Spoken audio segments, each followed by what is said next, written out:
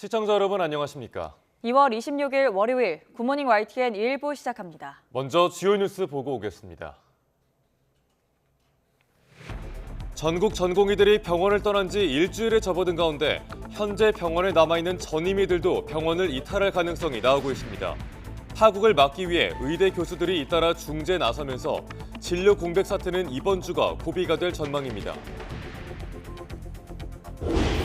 국민의힘이 수도권 등 19개 지역구에서 실시한 첫 당내 경선에서 지역구 현역 의원들이 모두 통과했습니다. 더불어민주당은 정청래 최고위원을 비롯해 다수 친명계 인사들을 단수 공천한 반면 비명계는 경선을 치르기로 해 반발이 여전합니다. 정부가 오늘 기업 밸류업 프로그램 세부 방안을 발표합니다. 기업의 자발적인 가치 제고를 유도하는 인센티브 방안과 적극적인 주주 환원 노력을 끌어내기 위한 세제 혜택 방안 등이 공개될 걸로 보입니다. 공직선거법 위반 혐의로 기소된 더불어민주당 이재명 대표의 배우자 김혜경 씨의 첫 재판이 오늘 열립니다. 김 씨 측은 앞서 신변 보호 요청서를 제출한 것으로 확인됐습니다. 젤렌스키 우크라이나 대통령이 러시아와의 전쟁 2년 동안 우크라이나 군인 3만 1,000명이 전사했다고 밝혔습니다. 우크라이나 정부가 자국군 사망자 수를 공식적으로 밝힌 건 이번이 처음인데 러시아 측의 주장은 물론 서방에서 추정한 것보다 훨씬 적은 수치입니다. 오늘 아침 서울이 영하 1도, 대전은 영하 2도 등 중부지방을 중심으로 영하권 추위가 찾아옵니다. 추위 속에 내린 눈비가 얼어 빙판길이 예상돼 출근 시간 주의가 필요합니다.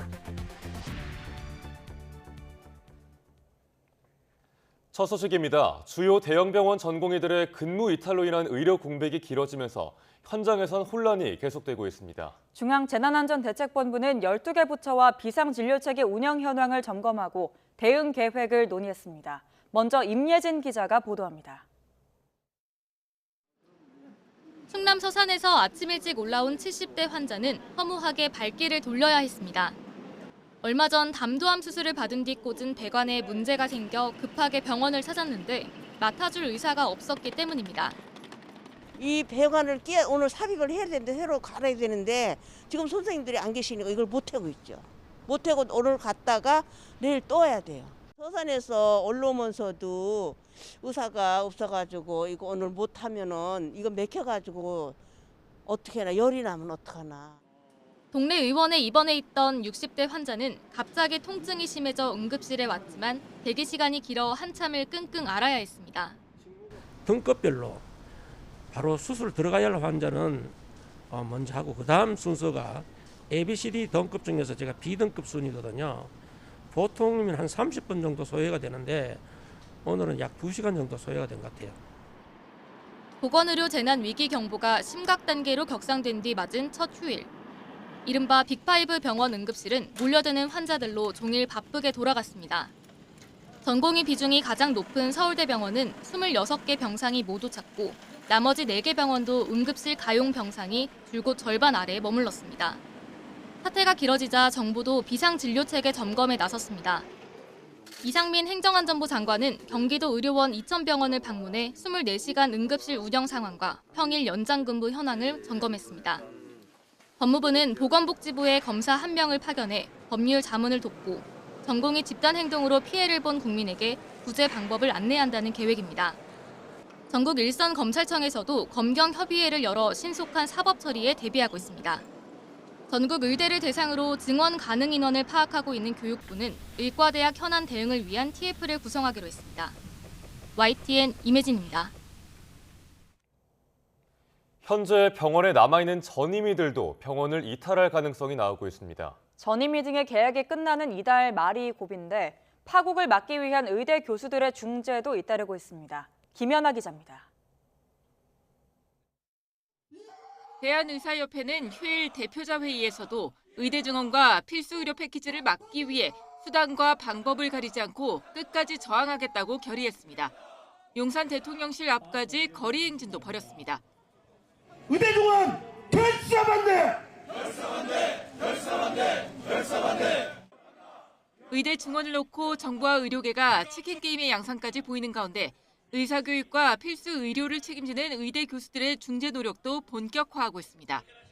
정진행 서울대 의대교수협 비대위원장은 정부 역시 합리적인 해결을 원하고 이성적 대화로 최적의 결론을 낼 수 있을 거라면서 정부와 의대 교수 간 협의체를 구성해 4월 이후 증원 규모와 교육 방법 등 필수 의료체계 제반 사항을 본격 논의하자고 제안했습니다. 거점 국립대 교수들도 앞서 정부의 의대 수요 조사 당시 과도한 증원을 요청한 일부 의과대학들과 해당 대학 총장들이 사태가 커지자 증원 반대로 급히 태도를 바꾸었는데 누구 하나 사과하지 않는다고 꼬집으면서 대학 책임자와 전문가들이 정부의 잘못되고 과장된 정보를 제공한 것에 사과하고 정부도 2,000명 증원 원칙을 완화해 현실성 있는 증원 정책을 세워 대화에 나서라고 촉구했습니다.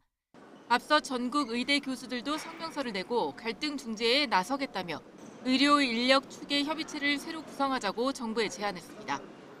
의대 교수들이 잇따라 중재에 나서면서 진료 공백 사태는 이번 주가 고비가 될 전망입니다. 전임이와 남아있는 전공의 대부분이 1, 2주 안에 계약이 종료돼 업무 개시 명령으로도 붙잡기 어려워지기 때문입니다.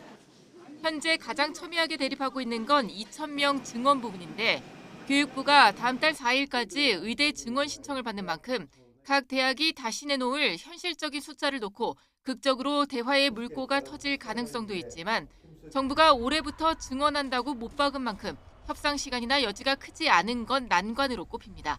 YTN 김현아입니다.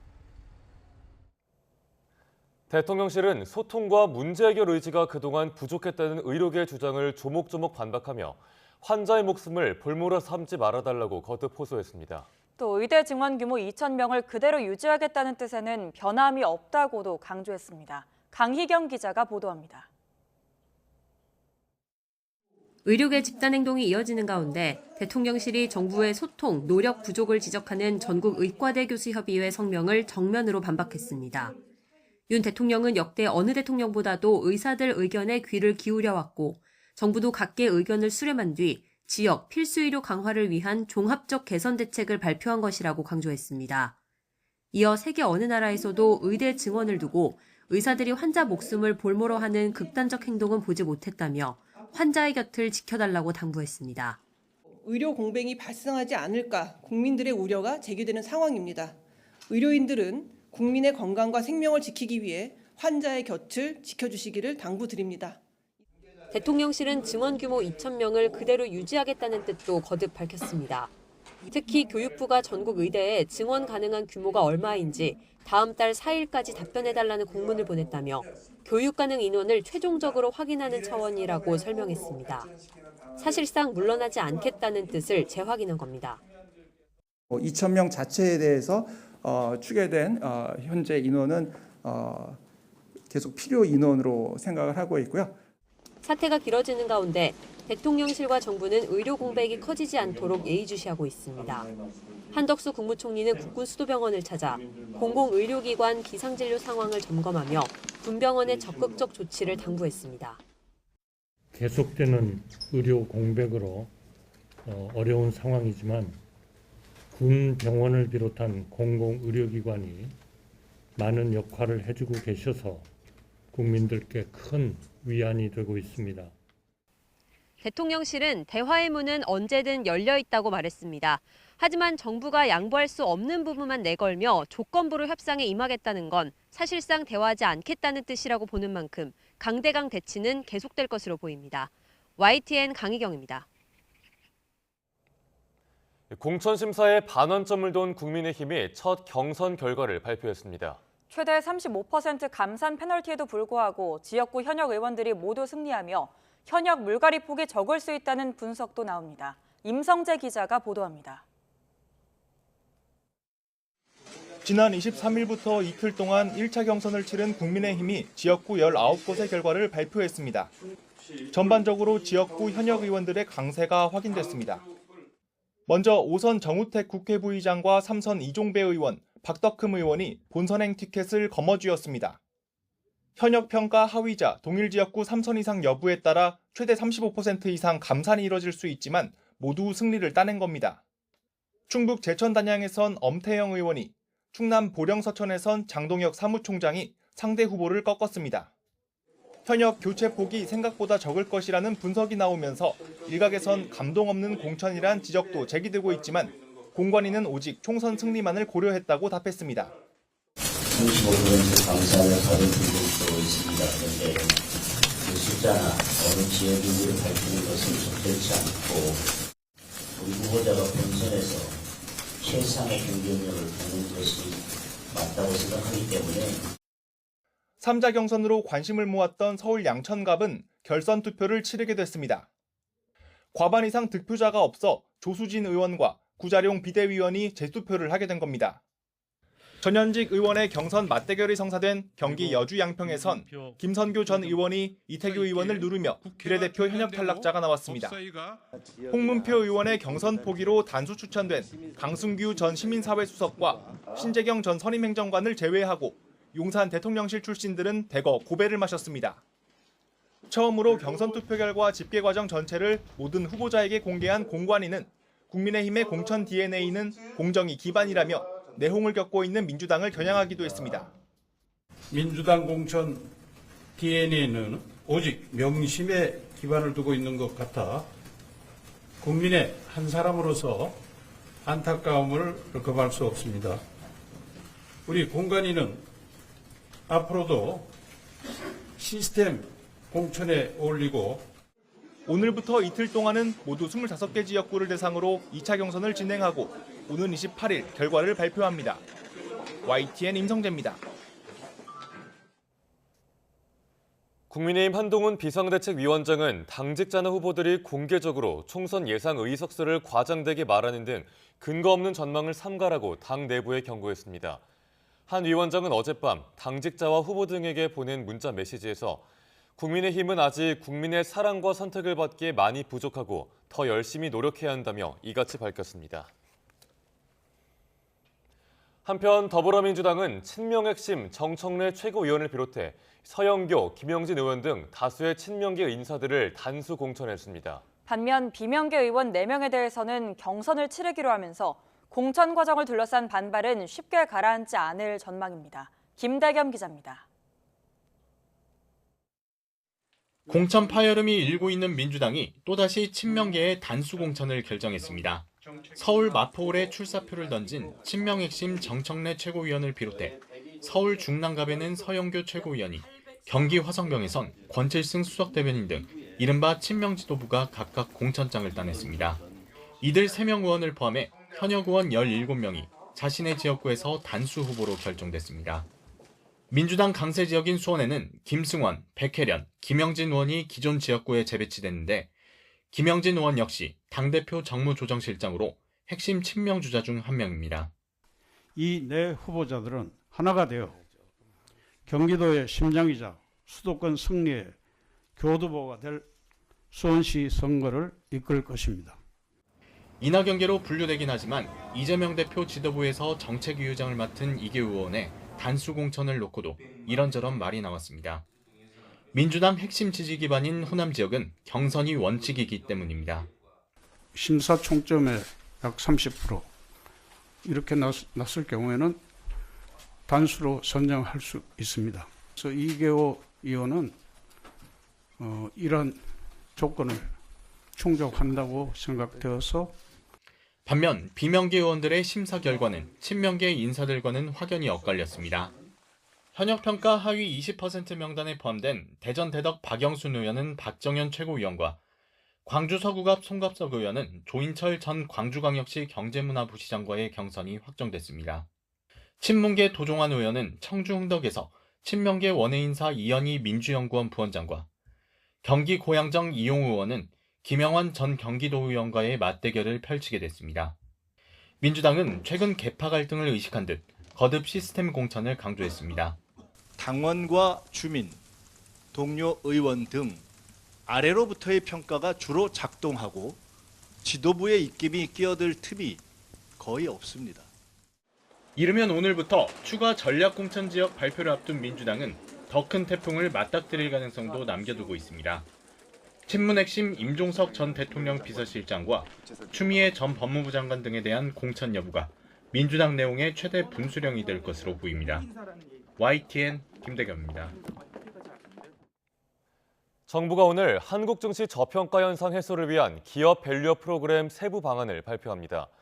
금융위원회는 오늘 오전 한국거래소와 자본시장연구원, 상장회사협의회, 코스닥협회 등 관계기관과 함께 한국 증시 도약을 위한 기업 밸류업 지원 방안 1차 세미나를 열고 세부 내용을 밝힐 예정입니다.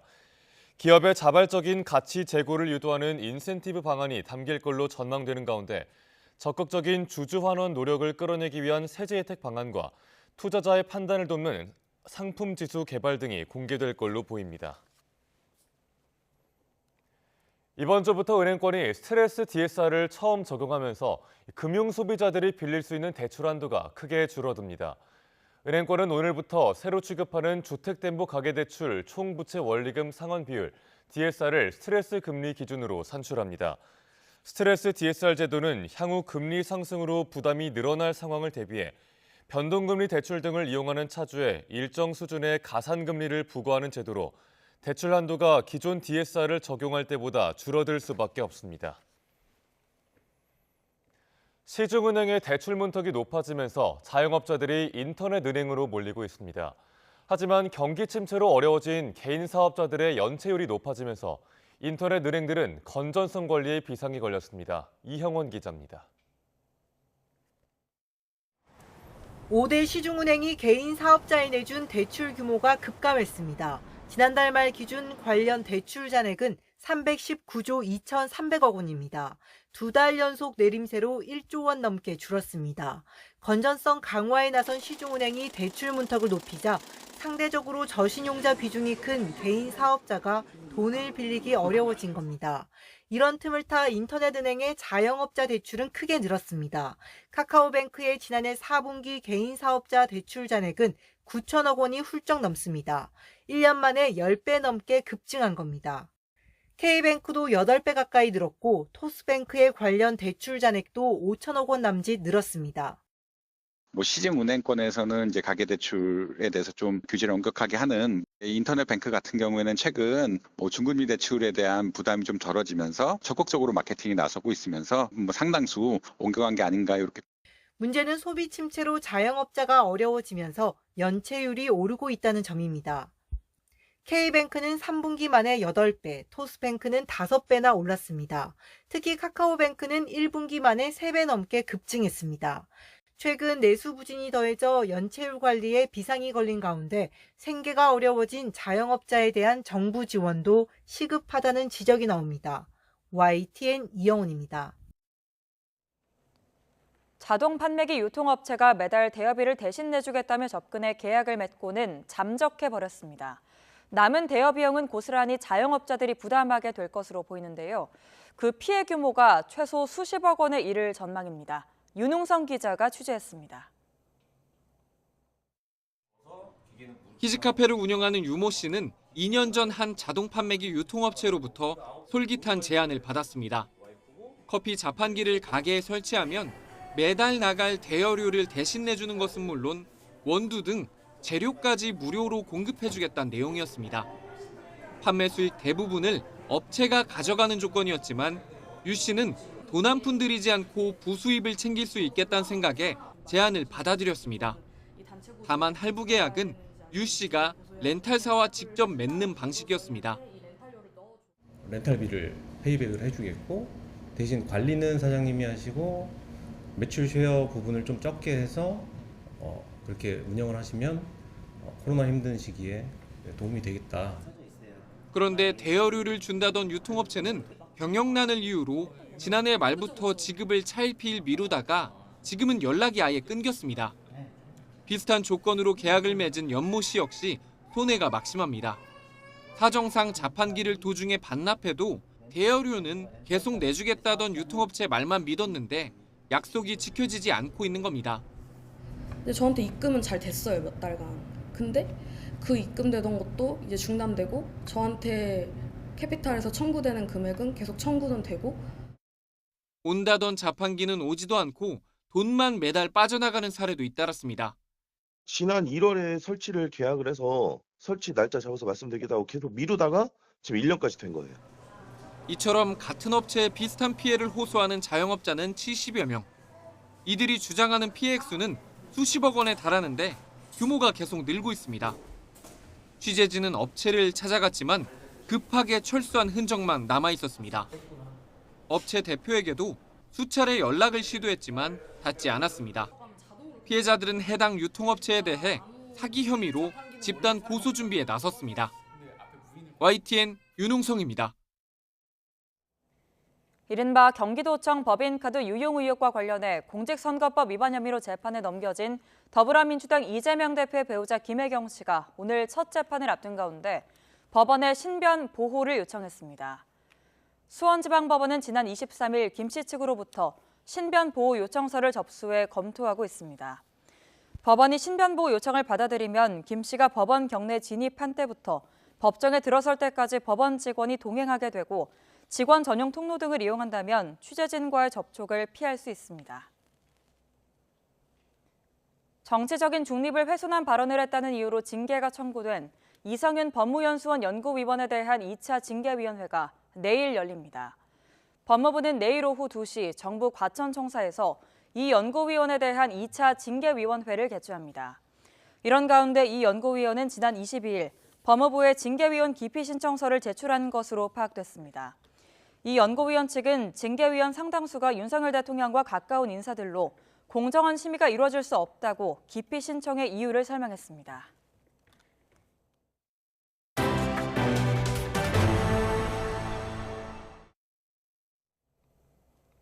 미국 공화당 사우스캐롤라이나 경선에서 도널드 트럼프 전 대통령이 5연승을 거두며 사실상 쐐기를 박았습니다. 하지만 자신의 텃밭에서도 패배한 니키 헤일리 전 유엔 대사는 경선을 포기하지 않겠다고 밝혔습니다. 김태현 기자가 보도합니다. 미국 공화당의 5번째 경선인 사우스캐롤라이나 예비선거. 이변은 없었고 예상대로 싱겁게 끝났습니다. 트럼프 전 대통령은 헤일리 전 유엔 대사의 낙승을 거두며 초반 5연승으로 확실한 승기를 잡았습니다. 현직 대통령이 아닌 공화당 후보 가운데 유일하게 아이오와와 뉴햄프셔, 사우스캐롤라이나까지 석권했습니다. 트럼프는 기록적인 승리라고 자축하며 11월 대선에서 승리하고 바이든 대통령을 향해 해고를 통보할 것이라고 소리를 높였습니다. And we're going to look at Joe Biden and we're going to look him right in the eye. He's destroying our country and we're going to say, Joe, you're fired. Get out. Get out, Joe. You're fired. 사우스캐롤라이나는 헤일리 전 대사의 고향이면서 주 하원 의원과 주지사를 지냈던 텃밭이어서 패배의 충격이 더욱 큽니다. 헤일리는 중도층의 지지를 받아 한때 트럼프에 바짝 다가섰지만 초반의 추격 기회를 모두 놓쳤습니다. 그러나 후보 한 명이 나서는 소비에트식 선거는 안 된다며 경선을 포기하지 않겠다고 강조했습니다. I'm not giving up this fight when a majority of Americans disapprove of both Donald Trump and Joe Biden. 경선의 승패가 이미 정해졌다는 관측 속에서도 헤일리가 멈추지 않는 것은 4건의 형사 기소를 당한 트럼프의 사법 리스크 변수가 남아있는 데다 향후 대선 재도전 가능성을 고려한 행보로 풀이됩니다. 캘리포니아와 텍사스를 포함해 16곳의 경선이 한꺼번에 치러지는 슈퍼 화요일은 다음 달 5일로 다가왔습니다. YTN 김태현입니다. 볼로디미르 젤렌스키 우크라이나 대통령이 전쟁 2년 동안 우크라이나군의 전사자 수가 3만 1,000명이라고 말했습니다. 우크라이나 정부가 처음으로 자국군 사망자 수를 공식 확인한 건데 러시아 측의 주장은 물론 서방에서 추정한 수치보다도 적은 수치입니다. 기정훈 기자가 보도합니다. 볼로디미르 젤렌스키 우크라이나 대통령은 현지 시각 25일 수도 키이우에서 기자회견을 열고 전쟁 2년 동안의 전사자 수를 공식 확인했습니다. 31,000 українців загинуло, військових загинуло в цій війні. 젤렌스키 대통령은 러시아가 말하는 30만 명이나 15만 명은 사실이 아니라고 강조했습니다. 우크라이나 정부 인사가 자국군 사망자를 공식적으로 밝힌 건 이번이 처음입니다. 우크라이나와 러시아는 모두 적국이 사망자 숫자를 선전에 이용하지 못하도록 병력 손실 규모를 기밀로 다뤄왔습니다. 젤렌스키 대통령이 직접 밝힌 전사자 3만 1,000명은 러시아 주장은 물론 서방 언론들의 추정 수치보다도 많이 적습니다. 세르게이 쇼이구 러시아 국방장관은 우크라이나의 병력 손실은 지난해에만 21만 5천 명이라고 주장했습니다. 영국의 시사주간지 이코노미스트는 지난해 11월 우크라이나 군인이 최소 7만 명 사망하고 12만 명이 다친 것으로 추정했고, 미국 뉴욕타임스는 지난해 8월 우크라이나와 러시아군의 사상자가 각각 20만 명과 30만 명이라고 보도했습니다. 젤렌스키 대통령은 3만 1,000명 전사가 적은 수가 아니라면서 적군이 이런 정보를 활용할 것을 우려했습니다. Українців 31 тисяча. І для нас це дуже боляче. Я не скажу, скільки поранених, тому що Росія буде знати, скільки людей пішло з поля бою. Просто не скажу про це. 젤렌스키 대통령은 지난해 6월 시작한 대반격이 저조한 성과를 낸 것도 작전이 러시아에 사전 유출됐기 때문이라고 주장했습니다.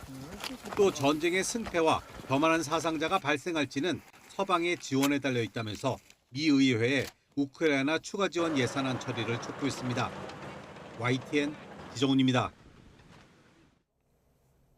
서방이 우크라이나 전쟁 2년을 맞아 러시아를 상대로 대규모 제재를 발표한 가운데 한국인이 창업한 아일랜드의 한 반도체 부품 장비 기업도 미국의 제재 대상이 됐습니다.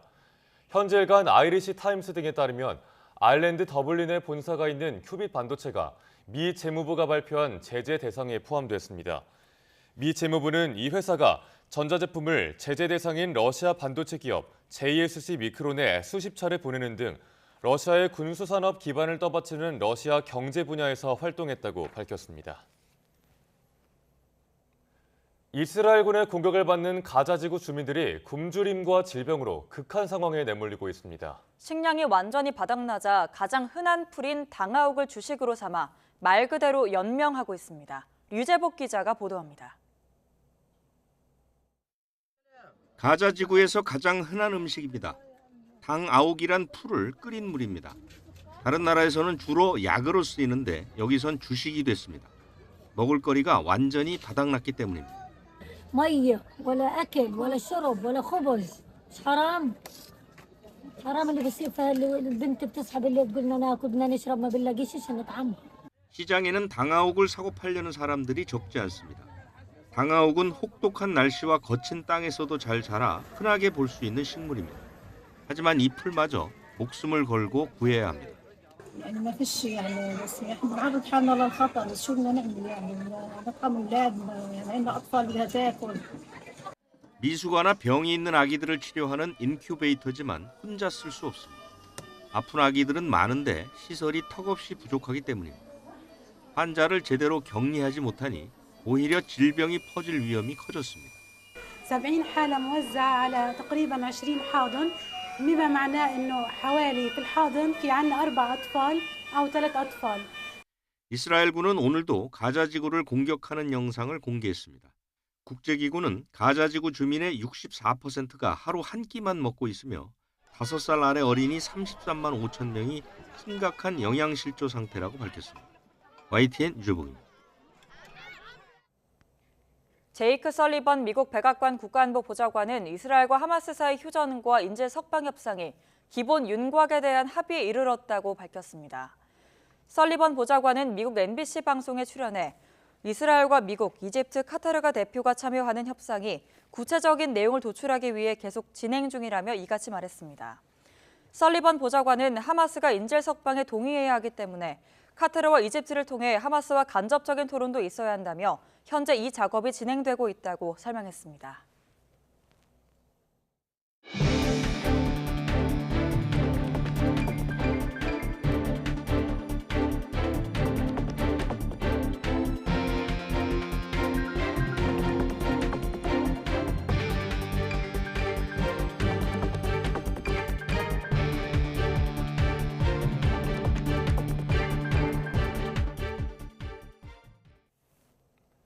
정부의 의과대학 정원 확대 정책을 반대하는 전공의들의 집단행동 엿새째였던 어제 전국 6개 보훈병원 전공의 135명 가운데 66.7%에 해당하는 90명이 사직서를 낸 걸로 확인됐습니다.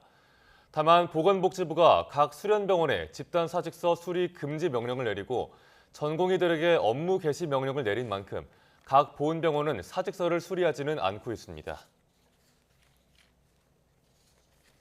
의대 증원에 반대해 집단행동에 나선 의사들이 모든 수단과 방법을 동원해 끝까지 저항하겠다고 밝혔습니다.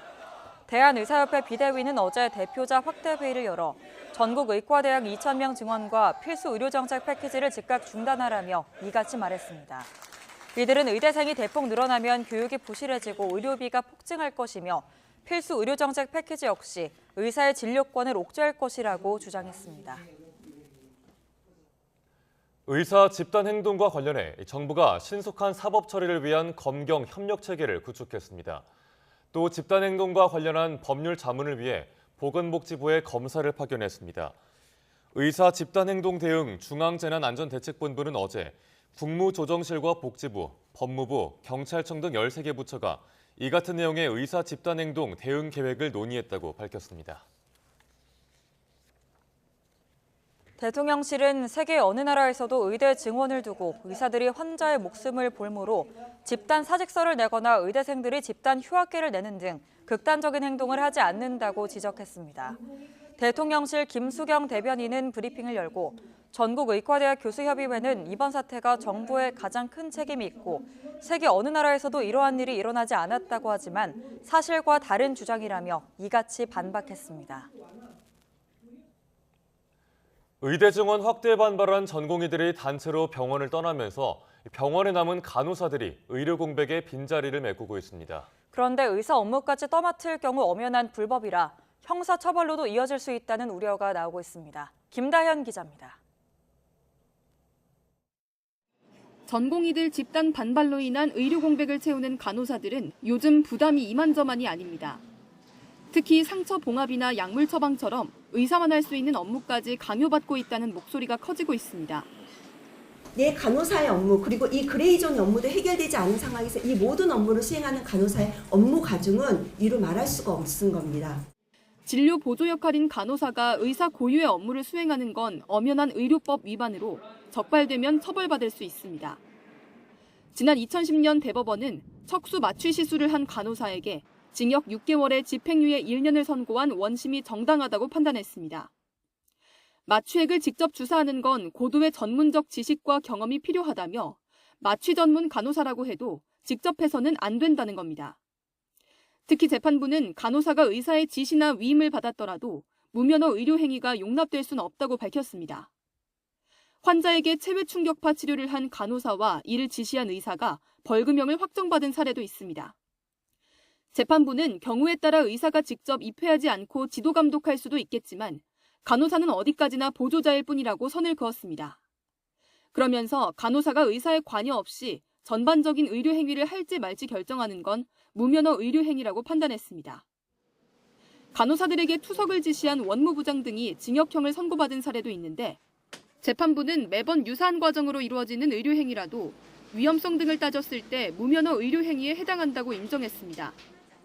이 같은 판례에도 불구하고 의료 공백 사태로 법을 어길 수밖에 없는 사례가 잇따르자 대한간호협회가 대책 마련을 촉구하고 나섰습니다.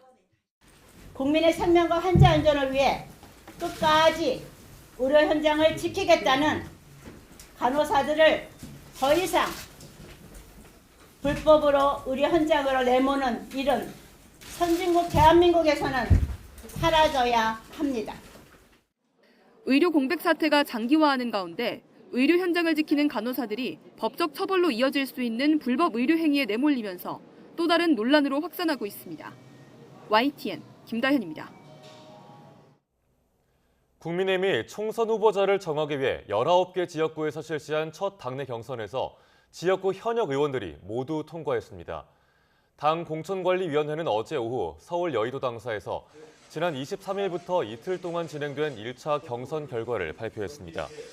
충북 청주 상당에선 정우택 국회 부의장이 윤갑근 전 대구고검장에게 승리했고 충주에선 이종배 의원이 이동석 전 행정관을, 제천 단양에선 엄태영 의원이 최지우 전 행정관을 눌렀습니다. 국민의힘은 오늘부터 이틀 동안 강세 지역인 영남권을 포함해 25개 지역구를 대상으로 총선 후보자 선출을 위한 2차 경선을 진행합니다. 2차 경선 지역에는 김기현 전 대표와 박매구 전 울산시장이 맞붙는 울산 남구를 비롯해 부산과 대구, 경북, 경남 등 영남 19곳이 포함됐습니다. 이 밖에 김은혜 전 대통령실 홍보수석과 김민수 대변인이 겨루는 경기 성남 분당을과 서울 송파병, 대전, 세종, 강원 등 6곳도 그 대상입니다. 더불어민주당은 친명 핵심 정청래 최고위원을 서울 마포을 총선 후보로 확정하는 등 다수의 친명계 인사를 단수 공천했습니다. 민주당 공천관리위원회는 정 최고위원을 포함해 서울 중랑갑의 서영교 최고위원과 경기 수원병의 김영진 당대표 정무조정실장, 화성병의 권칠승 수석대변인, 전남 담양 한평 영광장성의 이계호 정책위의장 등을 각각 총선 후보로 확정했습니다. 이 밖에 김승원, 백혜련, 김한규, 위성곤 의원 등 모두 17개 지역구가 단수 공천 지역으로 새로 분류됐습니다.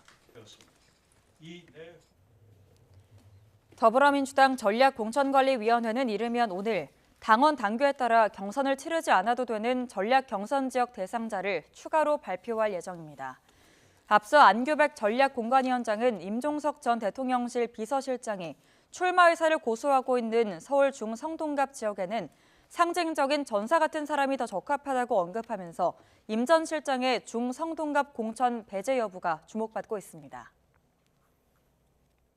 정부가 오늘부터 향후 금리 인상 가능성까지 반영해 대출 한도를 줄이는 스트레스 DSR 제도를 시행합니다. 앞으로 은행에서 주택담보대출을 받을 때 대출 한도가 큰 폭으로 줄어들 전망입니다. 윤혜리 기자입니다. 은행에서 받을 수 있는 주택담보대출 한도가 줄어듭니다. 지금까지 갚아야 할 원리금이 연소득의 40%를 넘지 않도록 총부채 원리금 상환 비율 DSR을 조정해왔습니다. 이제부턴 실제 금리에 일정 수준의 가상금리까지 더한 스트레스 DSR이 적용됩니다. 앞으로 금리가 오를 경우 갚아야 할 원리금이 늘어날 상황까지 고려해 차주의 상환 능력을 더 깐깐하게 따지겠다는 의미입니다. DSR 원칙을 저희가 적용을 한다면은 갚을 수 있는 만큼 결국 빌린 거기 때문에 천천히 이제 그 GDP 대비 비율을 줄이겠다는 얘기고요. 두 번째는 이제 DSR 부분을 좀 더 강화를 하겠다. 연봉이 5천만 원인 직장인이 40년 만기로 주택담보대출을 받을 경우 기존에는 변동금리 5%로 최대 3억 4,500만 원을 빌릴 수 있었습니다. 하지만 스트레스 DSR이 적용되면 가상금리 0.38%를 더해 대출 한도는 3억 2,800만 원으로 줄어듭니다. 스트레스 금리는 과거 5년 동안 가장 높았던 수준의 가계대출 금리에서 현재 금리를 뺀 차이로 계산하되 하한선을 1.5%, 상한선을 3%로 설정했습니다. 다만 급격하게 대출 한도가 줄어드는 것을 막기 위해 올해 상반기까지는 스트레스 금리의 25%만 적용하기로 했습니다. 하반기에는 50%, 내년부터는 100%가 적용됩니다. 적용 범위도 점차 늘리기로 했습니다. 오는 6월부턴 은행권의 신용대출과 제2금융권의 주택담보대출에도 적용되고 하반기에는 모든 대출 상품으로 확대됩니다. 대출을 원하는 만큼 받지 못할 경우 스트레스 금리가 상대적으로 낮은 주기형이나 고정금리를 선택하는 차주들이 늘어날 것으로 보입니다. YTN 윤혜리입니다. 전세 사기 피해자 133명이 우선 매수권을 활용해 경공매에서 피해 주택을 낙찰받은 걸로 집계됐습니다. 국토교통부는 전세 사기 피해 지원 특별법이 시행된 지난 6월 1일 이후 9개월 동안 12,928명을 피해자로 인정했습니다. 이 가운데 133명이 우선 매수권을 받아 자신이 살던 피해 주택을 낙찰받았습니다. 최근 부영그룹의 출산 장려책이 화제가 됐었죠. 이에 다른 기업들도 잇따라 관련 지원에 나서고 있습니다. 쌍방울그룹은 올해부터 자녀 3명을 낳으면 최대 1억 원을 지급할 방침입니다. 황보혜경 기자가 보도합니다. 2021년 이후 태어난 직원 자녀 1명당 1억 원씩 지급하겠다. 전례가 없던 부영그룹의 출산 장려책에 최근 이목이 쏠렸습니다. 나와서 열심히 일하는 여러분에게 집에 가셔서도 대한민국 출산 장려에 협조해 주십시오. 쌍방울그룹도 출산 장려금을 최대 1억 원까지 주겠다고 발표했습니다. 민간 기업으로서 사회의 일원으로서 저출산 극복을 할 수 있도록 최대한 지원하도록 하겠습니다. 올해 1월 1일 이후 태어난 자녀를 둔 5년 이상 근속자에게 첫째와 둘째를 낳으면 3천만 원씩 주고 셋째까지 낳을 경우 4천만 원을 더 지급하겠다는 겁니다. 생각지도 못한 금액을 받아서 좀 당황스럽긴 한데 저희를 보고서 다른 분들도 많은 아기를 가졌으면 좋겠고. 롯데그룹은 지난 2017년부터 남성 직원에게 한 달 동안 의무 육아휴직을 주고 있습니다. 더 나아가 올해부터 셋째를 출산한 임직원은 2년 동안 승합차를 무료로 탈 수 있게 하겠다며 추가 지원책을 내놨습니다. 출생률을 끌어올리려는 정부 정책에도 저출생 위기가 좀처럼 해결 기미를 보이지 않는 가운데 민간 차원의 노력이 주목받고 있습니다.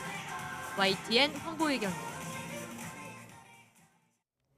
고속도로를 달리던 화물차에서 빠진 바퀴가 반대편 관광버스를 덮쳤습니다. 관광버스 운전사와 승객 2명이 숨지고 10여 명이 다쳤습니다. 김철희 기자입니다. 산산조각난 버스 앞유리 안으로 사람만한 바퀴가 덩그러니 놓여 있습니다. 오후 4시 10분쯤 경기 안성 고속도로를 달리던 화물차에서 바퀴가 빠져 반대편 관광버스를 덮친 겁니다. 통째로 빠져서 떼굴떼굴 굴러서 안성나들목 그 차 합류되는데 거기서 이제 버스를 뚫고 들어가고. 관광버스에는 37명이 타고 있었는데 바퀴에 맞은 60대 운전자와 승객이 숨졌습니다. 다른 승객 13명도 크고 작은 부상을 입어 병원으로 옮겨졌습니다. 사진 동호 회원들로 경기도 안산에서 열린 모임에 참석한 뒤 광주광역시로 돌아가던 중이었습니다. 광주에 있는 사진 동호회 분들이고요. 그 안산에 오늘 사진 동호회 분 모임이 있었대요. 거기 참석했다가. 경찰은 화물차 운전자를 입건하고 평소 차량 관리에 문제는 없었는지를 조사하고 있습니다. YTN 김철입니다. 텔레그램 비밀 대화방에서 윤드로 전화 조주빈 박사방 관련 불법 성착취물을 공유한 현역 군인이 실형을 선고받았습니다. 서울중앙지방법원은 지난 6일 불법 성착취물을 공유한 혐의를 받는 현역 군인 장모 씨에게 징역 11년을 선고했습니다. 재판부는 장 씨가 피해자들이 극심한 고통을 겪을 것을 예상하고도 흥미만을 충족시키기 위해 범행을 저질렀다고 질타했습니다. 경북 울진 앞바다에서 밍크고래 한 마리가 그물에 걸려 죽은 채 발견됐습니다. 어제 오전 4시 반쯤 울진군 영해면 동쪽 1.3km 해상에서 20톤급의 한 어선이 정치망 그물에 감겨 죽은 고래를 혼액해 신고했습니다.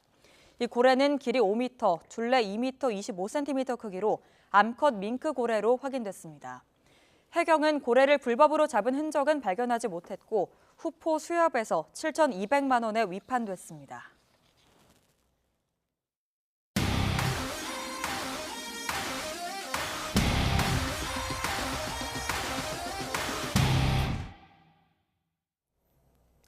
(12년) 만에 한화 이글스로 돌아온 류현진이 오키나와 캠프에서 투구수를 끌어올리기 위한 본격적인 훈련에 돌입했습니다. 최원호 감독은 류현진이 예정대로 다음 달 23일 시즌 개막 전에 선발로 출격한다고 밝혔습니다.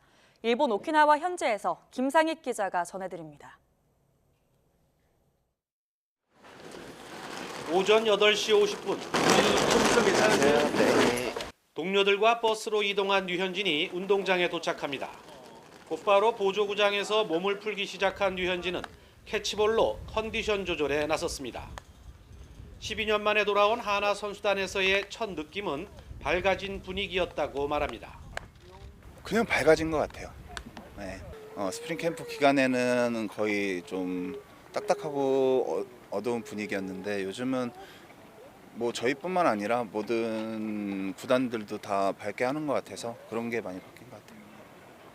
그래도 아직은 편하게 선배의 방문을 두드리는 후배는 많지 않습니다.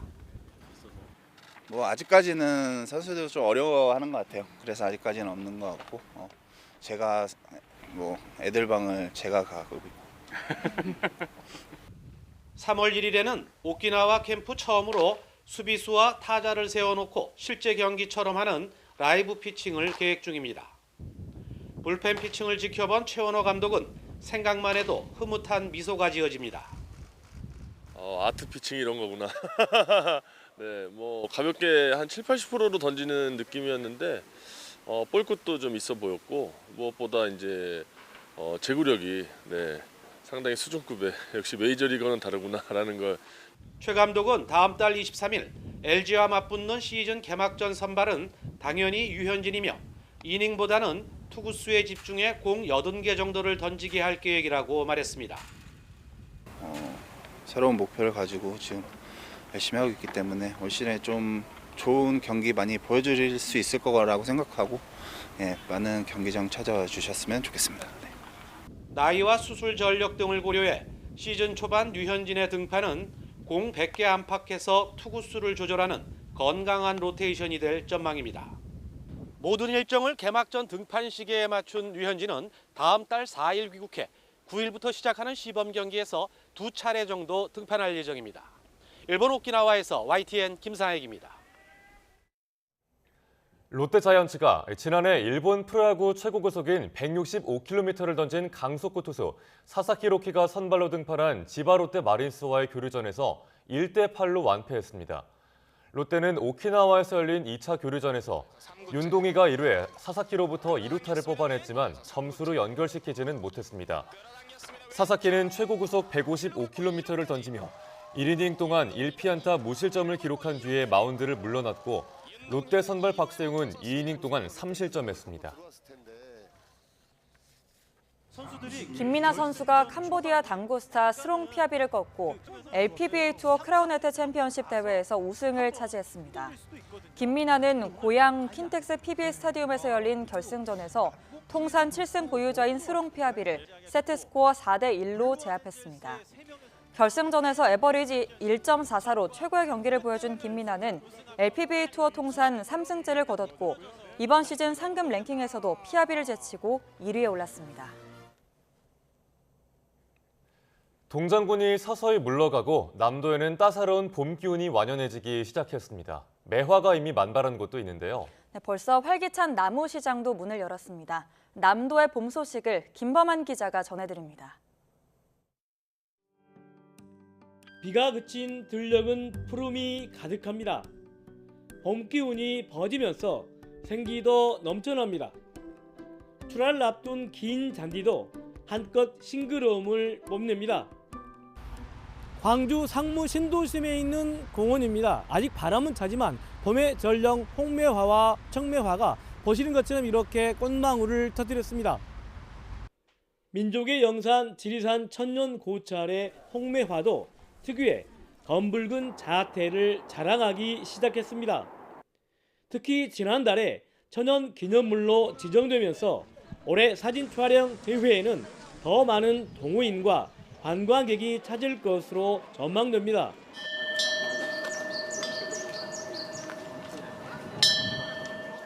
공식 식목일을 한참 앞두고 나무시장도 문을 열었습니다. 그윽한 향이 나는 동백, 노랗게 핀 왕수선화, 유실소와 관상목 등 200여 가지의 묘목도 즐비합니다. 주말에도 문을 열어 나무를 가꾸며 치유하려는 발길이 이어지고 있습니다. 저는 유실수 종류를 보러 왔고요. 유실수 중에서 과일, 사과나 사고 이런 종류를 구매하려고 왔어요. 와서 보니까 종류도 훨씬 다양하고 제가 모르던 수종도 훨씬 많은 것 같고요. 산림조합 중앙에는 광주와 전남 15곳을 비롯해 전국적으로 모두 130여 곳에서 오는 4월 말까지 나무시장을 운영합니다. 산림조합원이 직접 생산한 우수 품질의 묘목을 중간 유통 단계 없이 저렴하게 판매하고 있으며 나무를 키우는 방법과 또 키우는 과정에서 사용되는 각종 조경 자재 및 친환경 비료도 함께 원스톱 쇼핑이 가능하도록 비치 판매 중이니 꼭 한번 구경 오시기 바랍니다.